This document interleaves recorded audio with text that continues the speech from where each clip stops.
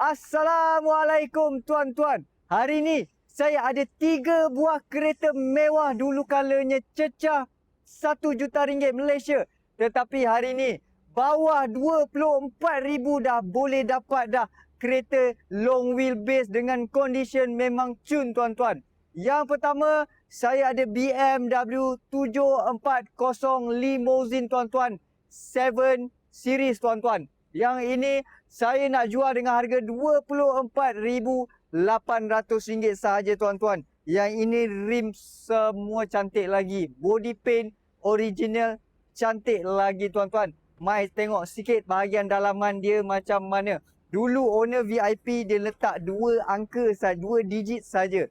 Okey, tapi dia dah tarik balik tuan-tuan. Ini suspension ramai orang takut tapi suspension cun lagi. 5 tahun jalan tak ada masalah. Okey, urat-urat dia tak kendur lagi tuan-tuan. Memang cantik. Lagi satu the best part kereta ni tuan-tuan, ada vacuum door. Ada vacuum door tuan-tuan. So, mana-mana tuan-tuan bawa puan-puan tu yang suka hentak pintu, cakap dia boleh letak saja pintu, dah tutup sendiri tuan-tuan. Alright, 24,000 siap dengan Puspakom B2, B7, B5 semua ready. Letak jari terus bawa balik tuan-tuan. Bonnet pun ada auto boot Ada auto boot. Boleh buka sendiri, boleh tutup sendiri. No problem tuan-tuan. Yang kedua tuan-tuan, saya ada S-Class. Siapa yang minat S-Class, ini kali tuan-tuan datang walk in cari saya Haris, terus kasih sold tuan-tuan. Sebab apa? Saya nak jual dengan harga RM17,800 saja dengan good condition. Body paint baru tuan-tuan. Saya dah tembak balik satu layer. Rim, tayar semua tebal lagi tuan-tuan. Vacuum door 4 jalan. Yang paling best apa tuan-tuan? Dalam seperti baru. Sebab kita dah restore cun-cun semua untuk tuan-tuan. Mana nak dapat 17,000 dalaman dah restore tuan-tuan. Yang ini pun ada vacuum door tuan-tuan depan belakang. Nak tengok S-Class ni luas tak luas? Tuan-tuan boleh nilai sendiri. BMW 7 Series dengan S-Class ni 3.0 saja tuan-tuan. Road tax pun baru 2,101 tahun. Tapi dah boleh dapat keselesaan jalan jauh. Okey. Mana datuk-datuk nak pergi meeting, ambil kereta ni datuk-datuk. Alright. Memang sangat cantik je lah. Berbaloi. Best value. Yang terakhir tuan-tuan. Ini pun jackpot juga tuan-tuan. Okey. Sebab apa jackpot? Yang ini S-Class 350 tuan-tuan.